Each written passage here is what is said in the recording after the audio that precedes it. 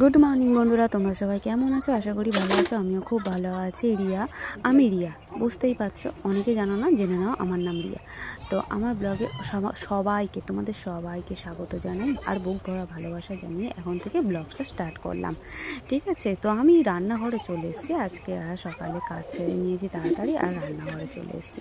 জানো তো, রান্নার জোগাড় করতে এখন লাগবে অনেক টাইম আর খেতে লাগবে 10 মিনিট। তো কি করার, তো আজকের একটু কাজ আছে জানো তো, যে তার জন্য আমি তাড়াতাড়ি রান্নাটা করে নিচ্ছি।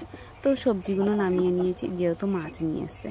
তো আমি একটু অন্যরকম, আমার হাতের কাছে যে রকম সবজি থাকবে, 2 রকম হোক 3 রকম হোক, আমি অল্প অল্প করে সেইটা ঝোলে দেওয়ার চেষ্টা করি। মানে যদি হয় তো সেটা পুকুরের মাছ, সেটাতে ঝোলে দেওয়ার চেষ্টা করি। তো সেই কাজেই আমি লেগে পড়েছি।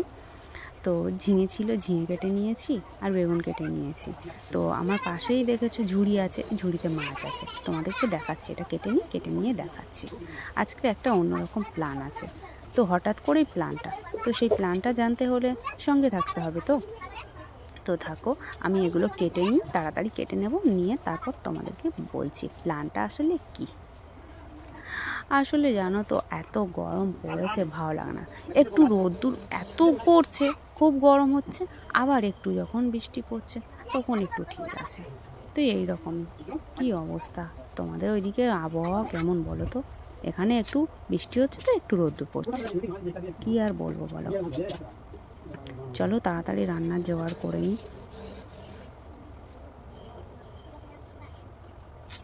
তাড়াতাড়ি করে সবজিগুলো কাটার চেষ্টা করছি, আর আমার কাটা হয়ে গেছে। এই দেখো 3 রকম সবজি, আর নিয়ে এসছে বাজার থেকে আজকে কাটাপোনা। আমি ভীষণ ভালোবাসি পেটি খেতে, তো আরও ভালোবাসি পেটির মাছটা, তাই না?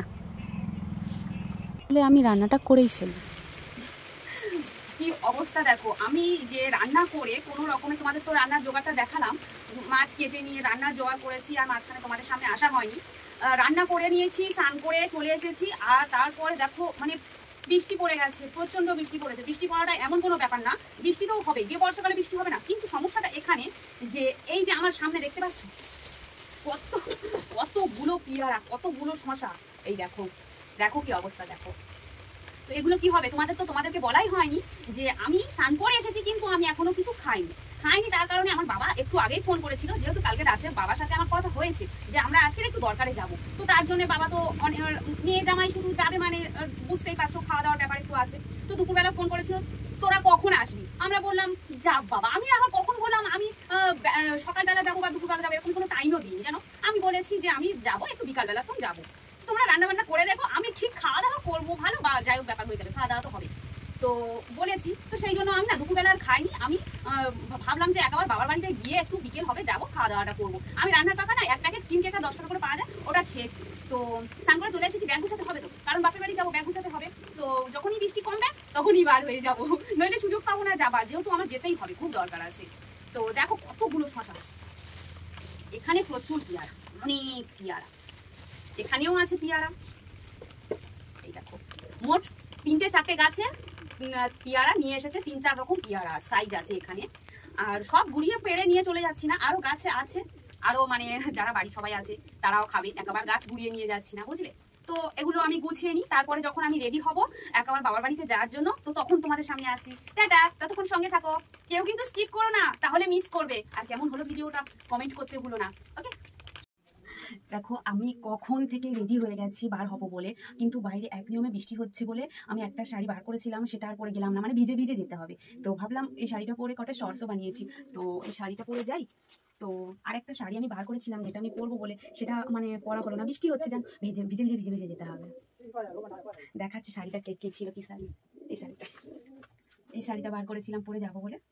দেখো এই শাড়িটা পরে যাবো বলে বার করেছিলাম, কিন্তু পরা হলো না, কারণ বৃষ্টি হচ্ছে, ভিজে ভিজে যেতে হবে, তার জন্য ভালো লাগছে না, পরার ইচ্ছে। তো বলো আমাকে কেমন লাগছে বলো, এই শাড়িতে তোমরা আমাকে দেখলেও মানে এমনি কেমন লাগছে বলো, ঠিক আছে না?